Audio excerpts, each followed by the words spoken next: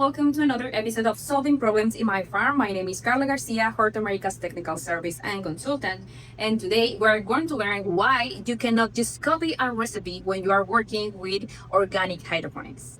As you probably know, organic production is a very popular topic right now. A lot of growers are adding organic production to their current operations or switching to organic production or deciding to start an organic production system. And this is basically based on customer demand and, decision for business.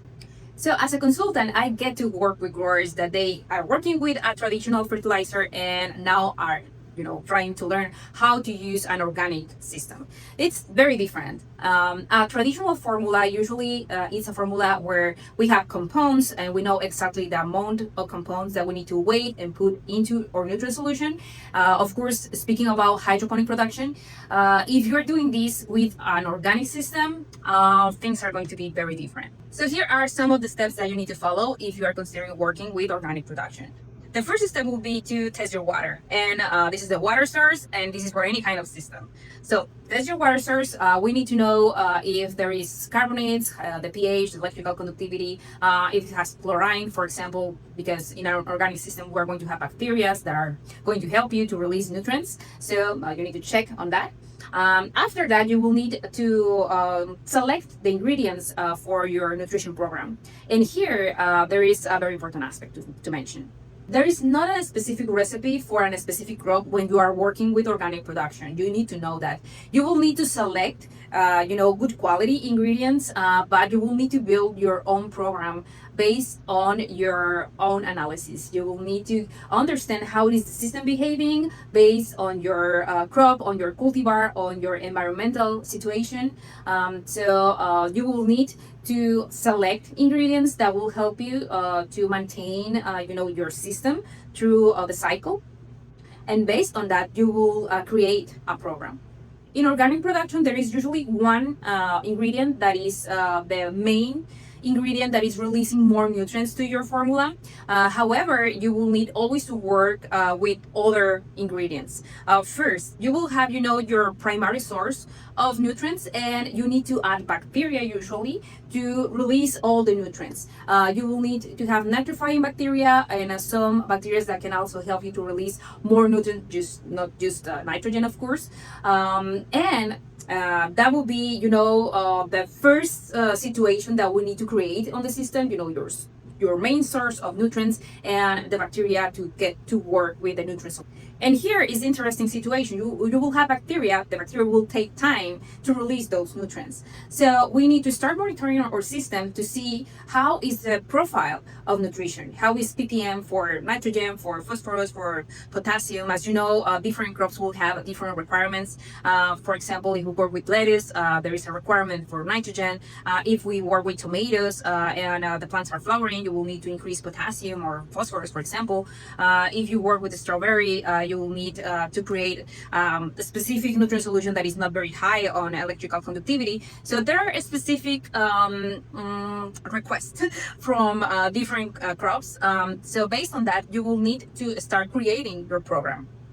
So first, you have, your primary product. You have bacteria incorporated into your nutrient solution. And on top of that, you will need to have sources of different ingredients that you can choose and put into the system that can help you to create the profile, because it's hard to start with a natural ingredient and expect to have a perfect profile. That's not possible. So we always need to rely on different ingredients so we can create the profile that you want for your crop.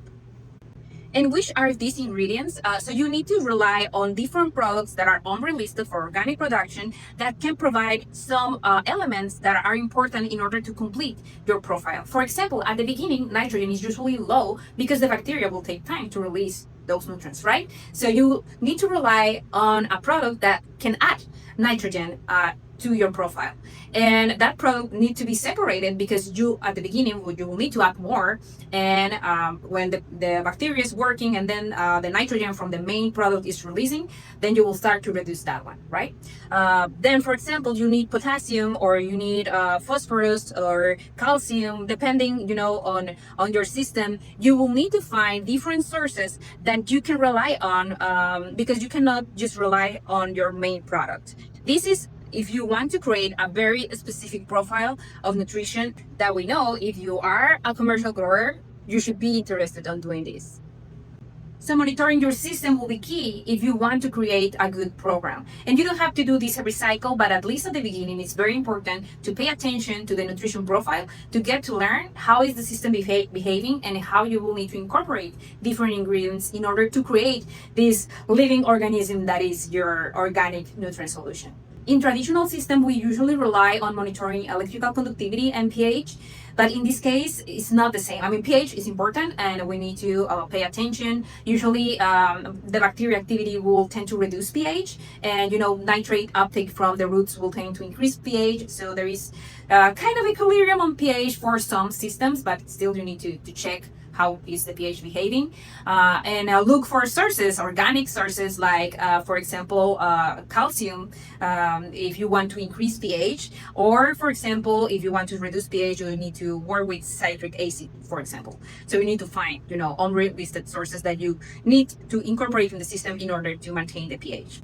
So now let's speak about electrical conductivity. There are recommendations on the electrical conductivity that we need to maintain for different crops, but you will need to understand that in an organic system, it behaves really different. So you can have an electrical conductivity that is very low, for example, but if you check the nutrient profile, you will see that the nutrient profile is fine, or it could be the other way. So that's why it's very important at the beginning to pay attention to the nutrition, and you will need, of course, to get to test your nutrient solution and get the profile of all the ingredients of your formula. And this is an investment that, believe me, is going to change the way of managing your system, and it's going to change the results and the efficiency of your system. So if you're working with organic production, you will need to test your water to check that everything is fine to start. You will need to find your main formula and then look for ingredients that will help you to create your nutrition profile and to modify nutrition as your program is requiring. You will need to check the electrical conductivity, the pH, and find sources that will help you to create, the specific necessities for your system. And you will need to invest to get the nutrition profile of your system and get to know how the system is behaving and how you will need to select different ingredients and calculate the amount of those ingredients so you can create a nutrition profile. And if you want to learn more about which are the ingredients that you can use in organic production, or if you want to learn how to do the calculations to create your nutrition profile, I will leave some links in here so you can get to learn more about organic production. And that's it. That's all the information that I have for you today. Remember to subscribe if you want to keep learning about organic production and hydroponics or greenhouse management or plant factory management. And leave comments and questions. See you on the next video.